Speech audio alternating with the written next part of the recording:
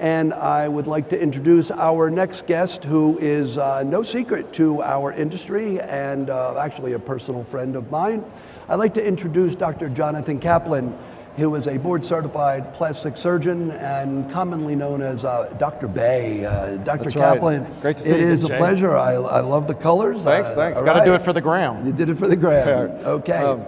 But yeah, just that you mentioned, I'm Dr. Bay. I am Jonathan Kaplan, a board-certified plastic surgeon in San Francisco, but because I'm in the San Francisco Bay Area, my social media handle is Dr. Bay, but instead of B-A-Y, like Bay Area, it's B-A-E, just trying to sound a little more hip for the millennials. Oh, that's great. I'm a millennial. They just call me a baby boomer, right? Right, so, exactly. I've known you for many years, and as a board-certified plastic surgeon, you've gotten into social media and price transparency to show a different reflection to help doctors in our industry portray themselves in a different way. So if you could, speak to me about how you enter and entertain social media. Yeah, I mean, you mentioned price transparency and social media. It's all it's all different sides of the same coin. It's all really about transparency. The consumer is looking for that kind of to know their doctor a little bit better, and that's what review sites were pretty good for. Or other websites where you can learn more about your doctor or just their own website.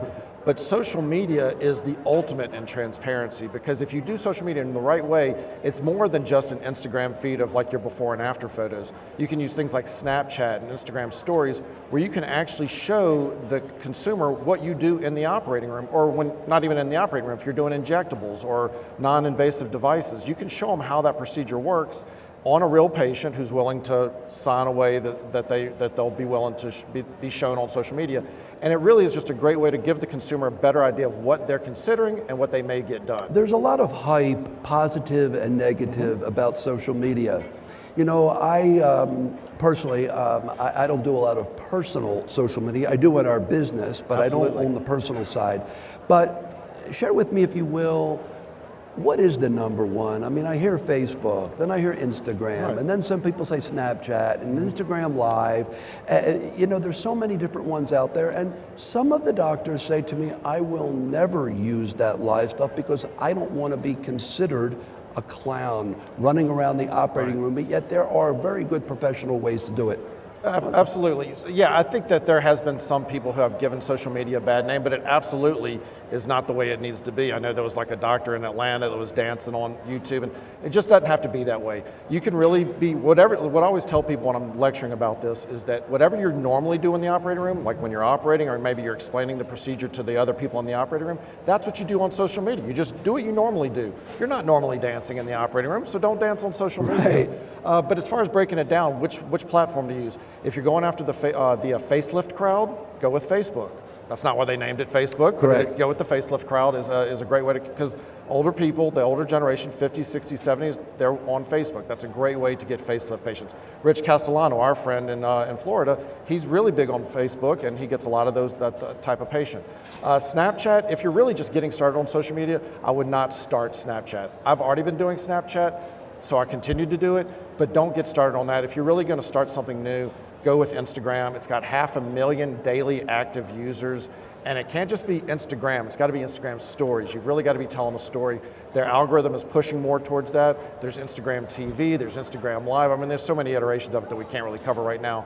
But if you're really going to start something new and you're trying to get anybody from the age of 18 to the late 40s, early 50s, Instagram would be where it would be at. You bring up a very good point. With many of my clients throughout the United States, they start and they want to get on social media, yet they, without going to a third party, for example. Correct. They can't get the amount of followers up there. They'll get, and they say maybe 50, 100 people are following them, and they'll post 2, 3, 4 times a day.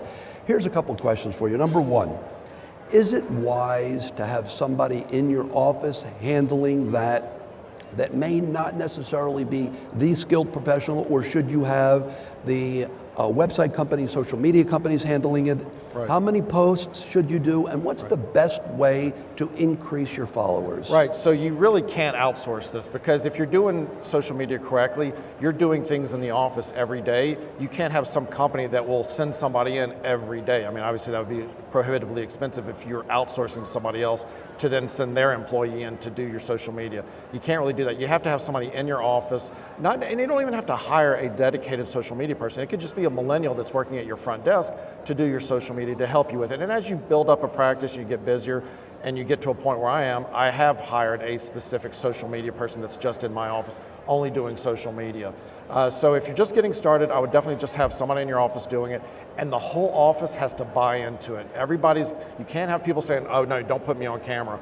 I'm not saying that they have to do juggling tricks and things like that, but everybody in the office has to be a part of this, because it is a full-time job for everybody. So everybody has to be at least willing to, maybe their face will be scanned in the passing, but they can't just say refuse to be a part of it.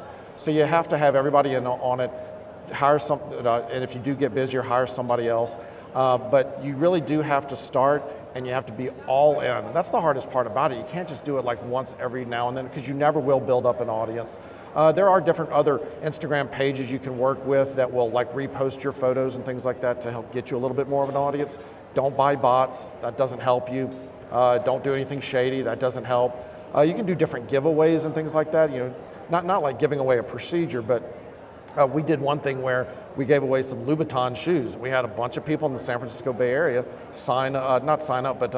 enter the giveaway and started following us and get exposed to us. And some of those people, after they don't win the shoes, maybe they won't follow you anymore, but you still get a lot of local people that will follow you. And there are some fun ways to build up your following in that way. But you gotta do it, and you gotta do it full force. Okay, so let me wrap this up. Staffing. Now, I know that we usually tell our clients to have social media policies within the office, and we prefer not to allow to have the staff have their individual social media reflecting the practice, that we always like to have it connected to the practice. Could you share your opinion to that? Yeah, I mean, so the way we do it is that whenever we're showing something on Instagram or Snapchat, since we do use that in our practice, we will promote a blog post we did that day. And then, so they'll watch that blog post, so we kind of get them back to our website. We allow them to go back to our website to check pricing, and then we can find out who these followers are, because there's only so much you can do with all of these like nebulous social media handles. You don't know who they are. So we always are trying to get them back to our website somehow, either to enter their contact information to get pricing or something like that, or to follow up to get our email newsletter. So we're always trying to find out who these people are. And just so people understand how pivotal this has been from our practice, in 2018, our number one referral source was 30% from other patients. The second referral source, 29%, just 1% less, was social media. Already in 2019, all of our referrals, 38% are coming from social media. You never know where the age of social media is going to go. Who knew this several years back? Dr. Jonathan Kaplan, thank you so much. It's always great to have a friend and a colleague be with. Thanks so much. Thank you. It's my pleasure.